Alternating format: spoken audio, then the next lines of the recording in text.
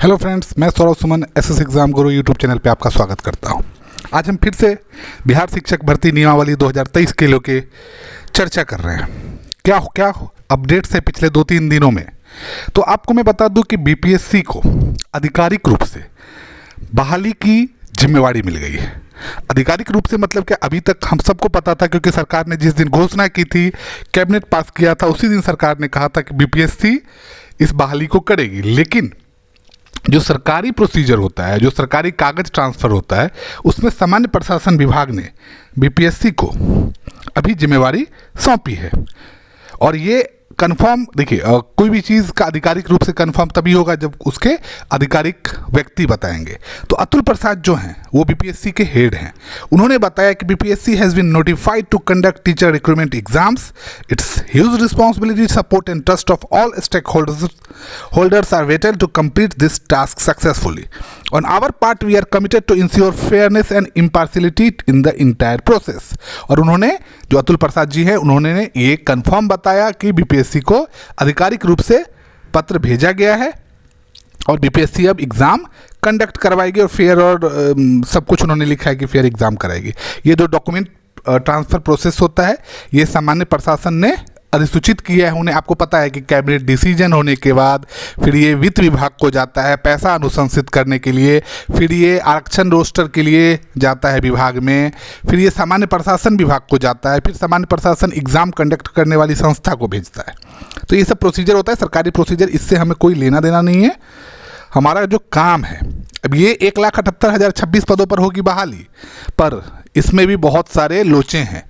लोचे ये हैं कि जहां 1745 विशेष शिक्षकों की बहाली की बात कही गई थी, बीच में कहा गया था कि विशेष शिक्षकों के पद की समीक्षा की जा रही है और सीट्स की संख्या बढ़ेगी। मतलब विद्यार्थियों के लिए, अभ्यर्थियों के लिए खुशखबरी थी। लेकिन फिर से एक नया लोचा आया है, शिक्षकों की संख्या कम हो गई है, रिक्तियों की संख्या कम हो गई है। मैं वो आगे आपको बताऊंगा। देखिए, ये न्यूज़ के एक भी चीज़ ये मैं हवा में बता नहीं रहा हूँ। बीपीएससी से 1.78 लाख शिक्षक भर्ती परीक्षा का 4 दिनों में फाइनल हो जाएगा परीक्षा पैटर्न। मतलब सिलेबस और परीक्षा पैटर्न 4 दिन बोल रहे हैं, आप 1 सप्ताह मान के चलिए, आपको क्लियरली आपको पता चल जाएगा। और उसमें उन्होंने कुछ बातें जो बताई है, मैं आपको वो बता देता हूँ। देखिए, यहाँ पे लिखा हुआ है कक्षा 1 से 5 तक सामान्य अध्ययन के प्रश्न रह सकते हैं। ये चीज़ आप 100% अपने दिमाग में बसा लीजिए कि हो सकता है कि सामान्य अध्ययन के साथ साथ कुछ पार्ट वो कनेक्ट कर दे, ऐड कर दे, लेकिन सामान्य अध्ययन रहेंगे ही।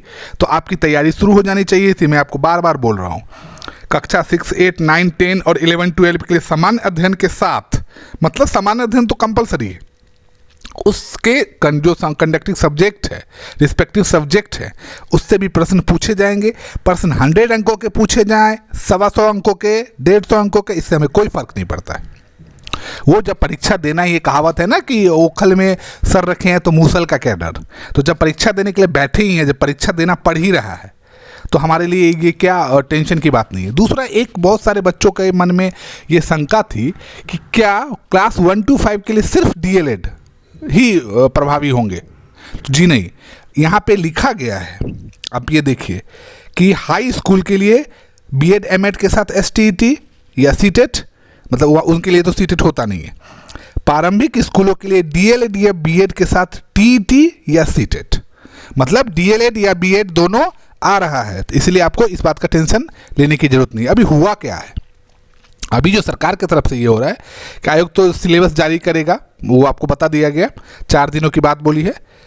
यहाँ पे भी उन्होंने बोला है 36 जिलों ने, बिहार में 38 जिले आपको पता है, उसमें से 36 जिलों ने प्रारंभिक शिक्षक जो होते हैं, जो क्लास 1 to 5 के लिए, उनके लिए पदों के रोस्टर को क्लियर कर दिया। जो आरक्षण रोस्टर होता है हर एक जिला का, वो क्लियर करके सरकार को भेज दिया गया। सिर्फ 2 जिला, अरवल और बांका, ने अभी तक नहीं भेजा है। लेकिन आज शाम, बुधवार शाम को अरवल और बांका जिला के द्वारा भी यह रोस्टर क्लियर करके भेज दिया जाएगा। अब जो एक चीज़ हर समय बच्चों के मन में आ रहा था, बच्चों को बहुत लोग भरमा भी रहे हैं, भ्रम की स्थिति में रख रहे हैं कि एग्जाम्स नहीं होंगे, कोर्ट में स्टे लग जाएगा। देखिए, ये आपका काम नहीं है सोचने का। अगर ये कोई संस्था सोच रही है, अगर विद्यार्थी अभ्यर्थियों का गुट सोच रहा है, आपको पता है कि जो शिक्षक कार्यरत हैं पहले से, उनकी तरफ से बहुत सारे प्रदर्शन भी हो रहे हैं, क्योंकि उन्हें भी इसी शिक्षक के 1.78 लाख में समायोजन करना है। उनके लिए जो 10 साल की उम्र सीमा भी निर्धारित की गई अधिकतम, जो शिक्षक पहले से कार्यरत हैं राज्यकर्मी का दर्जा मिलने के लिए। तो उनकी तरफ से जो हो रहा है होने दीजिए, लेकिन आप इस बात को लेके हर संशय में न रहें, क्योंकि शिक्षा मंत्री का स्टेटमेंट्स है कि नई शिक्षक नियमावली में संशोधन नहीं होगा, मतलब आपको जो देना है पेपर, वो पेपर देना ही पड़ेगा। वो बार बार कह भी रहे हैं। तो अब वो सही कह रहे हैं गलत कह रहे हैं, इस पर हम लोगों ने बहुत चर्चा कर ली। अब हमारी चर्चा सिर्फ और सिर्फ एग्जाम्स पर होगी, क्योंकि वो सीधा बोल रहे हैं। मैं आपको इसलिए दिखा भी रहा हूँ स्क्रीन पे कि नई शिक्षक नियुक्ति नियमावली नहीं बदलेगी। आगे का वर्ड जो था वो राजनीतिक था। अब जो कंसर्न ये है कि बिहार में अगर बिहार से आधारित भाषाओं को, क्योंकि मैं आपको ये पॉइंट्स क्यों बता रहा हूँ, आप बोलेंगे कि आप भाषा को समर्थन ये विरोध कर रहे हैं। एनईपी अगर आपने पढ़ा है, न्यू एजुकेशन पॉलिसी 2020 जो लॉन्च हुई थी, उसमें ये लिखा गया था कि आपकी पढ़ाई आपके लोकल लैंग्वेज में होगी, जिसके कारण ये एक ड्रॉबैक भी हम लोगों ने बोला था कि अगर आप 1 to 5 मतलब एक स्टैंडर्ड तक आप बच्चों को इंग्लिश नहीं पढ़वाते हैं और सडन आप इंग्लिश में पढ़वाने लगते हैं तो बच्चों में दिक्कत होगी। हम लोगों के लिए ये ड्रॉबैक कहा भी जाता था, हम लोगों ने कहा भी है। लेकिन अब देख लीजिए कि उच्चतर माध्यमिक स्कूलों में जो रिक्तियाँ हैं वो सबसे कम है। मैथिली भाषा में 97 है, भोजपुरी में 4 है और मगही में सिर्फ 1 शिक्षकों की नियुक्ति। और आप देख लीजिए कि इतने कम शिक्षक अगर आपके लोकल लैंग्वेज में रहेंगे तो लोकल लैंग्वेज का विकास कैसे होगा। अब आप बोलेंगे सर पहले से सीट वहाँ पे भरे होंगे। अब जाके किसी स्कूल में देख लीजिए कितने स्कूल में मगही के शिक्षक हैं, तो कोई बच्चा मगही सब्जेक्ट लेके क्यों पढ़ना चाहेगा, कोई भोजपुरी मैथिली क्यों लेगा। और जब लेगा नहीं तो आपकी जो लोकल लैंग्वेज है उसका विकास कैसे होगा। जब टीचर ही नहीं रहेंगे, जब सीट्स ही नहीं रहेगी टीचर्स के लिए, तो बच्चों के मन में रोचकता क्यों आएगी पढ़ने की। अब गया जिला में सिर्फ 1 मगही का शिक्षक का पद है, जहाँ की भाषा में मगही आती है वहाँ पे सिर्फ 1 शिक्षक का पद है। हाँ, सबसे ज़्यादा मैथिली में है, वो भी 97। दरभंगा मधुबनी में 25, सहरसा में 15, समस्तीपुर में 10, सीतामढ़ी में 7 और सुपौल में 8 शिक्षक के पद है। बंगाल में 9 शिक्षक, बंगाली भाषा के लिए 9 शिक्षक हैं, इसमें पूर्णिया कटिहार। अब यहाँ पे देख लीजिए, मैथिली के सबसे ज़्यादा विद्यार्थी, भोजपुरी के थोड़े कम, क्योंकि आपको पता है कि 8वीं अनुसूची में, अब 8वीं अनुसूची के बारे में आप पढ़ लीजिएगा, नहीं तो 8वीं अनुसूची 9वीं अनुसूची क्या होता है ये आपको समझना पड़ेगा। मैथिली के सबसे ज़्यादा विद्यार्थी हैं और भोजपुरी के थोड़े कम हैं। अब यहाँ पे देख लीजिए, ये हायर सेकेंडरी स्कूल में प्राकृत और पाली भाषा में 9 और 67 शिक्षकों की जरूरत है,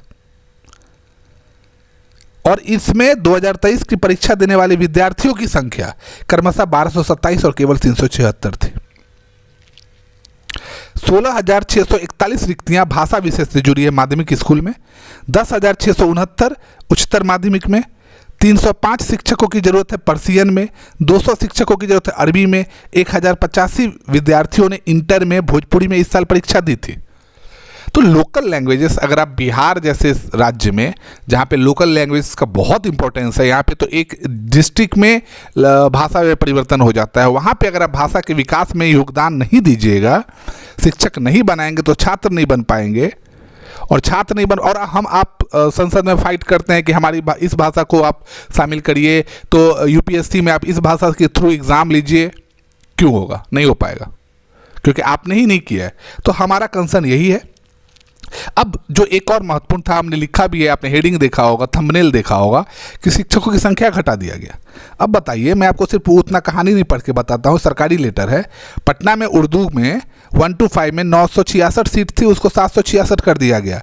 वैशाली में 648 से 498, सारण में 683 से 533, पूर्णिया में पूर्व में 0 थे, अब बढ़ा के 500 कर दिए गए। मतलब क्या पटना, वैशाली, सारण के 966 अगर मान लीजिए पूर्व में आवंटित पद थे, और मैं मान लेता हूँ कि 966 के 966 बच्चों ने क्वालिफाई करके उर्दू में शिक्षक की नौकरी प्राप्त कर ली थी, अब वो शिक्षक को पूर्णिया आप ट्रांसफर करेंगे। देखिए, कभी भी सीट्स में आपका अधिकार होता है, मतलब सरकार का अधिकार होता है प्लस माइनस करने का, ये सबको पता है। वो एक पॉइंट नीचे में स्टार मार्क डाल देंगे कि हम कभी भी सीट में संशोधन परिवर्तन कर सकते हैं, कर लेंगे। लेकिन अब ये सोचिए ना, कहाँ आपके लिए अब ये इतनी बड़ी गलती कैसे हो सकती है कि जहाँ पे आप 0 सीट लिख चुके हैं, और हमने ये पॉइंट उठाया भी था एक बार कि पूर्णिया में उर्दू में 0 कैसे सीट हो सकती है। आपने उसको बढ़ा के 500 कर दिया और बाकी सब जगह में 100-200 घटा दिया। देखिए यहाँ पे ये कोई सामान्य रिक्ति नहीं चल रही है, ये वो रिक्ति चल रही है जो पहले से बिना एग्जाम के डिजर्व कर रहे थे।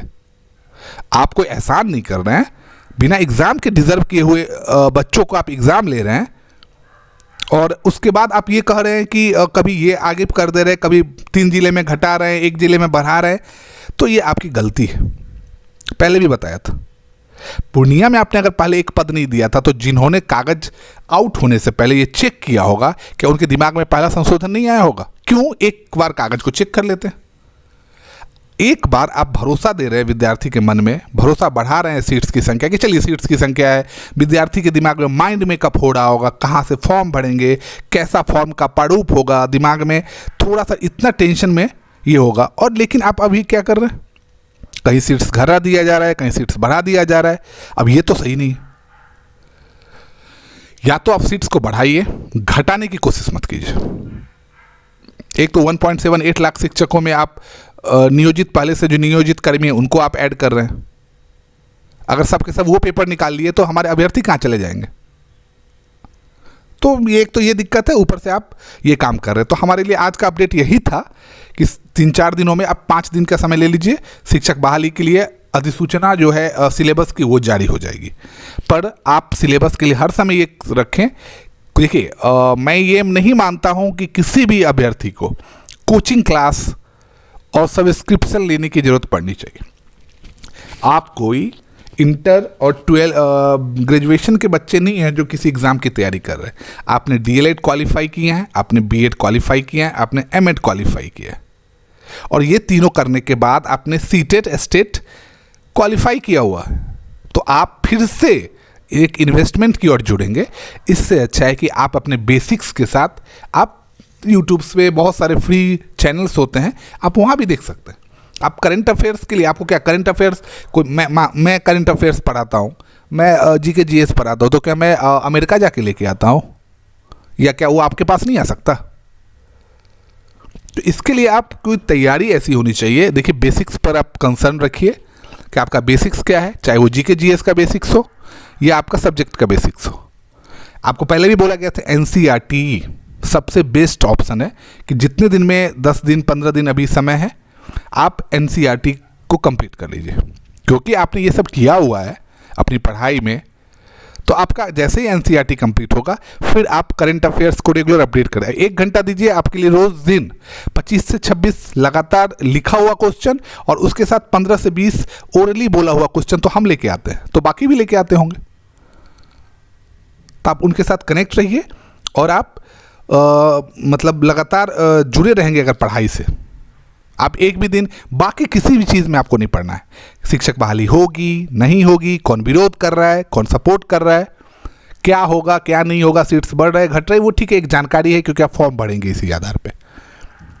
तो इसीलिए आप अपने पढ़ाई पे कंसर्न रखिए, बेसिक्स पे कंप्लीट कीजिए और हम लगातार आपके साथ जुड़े रहेंगे। जो भी अपडेट आएगा, चाहे वो सिलेबस का अपडेट आएगा, सबसे पहले हम उसके लिए आपके लिए उसको लेके आएंगे। तो आप हमारे साथ लगातार जुड़े रहे। आपका बहुत बहुत धन्यवाद।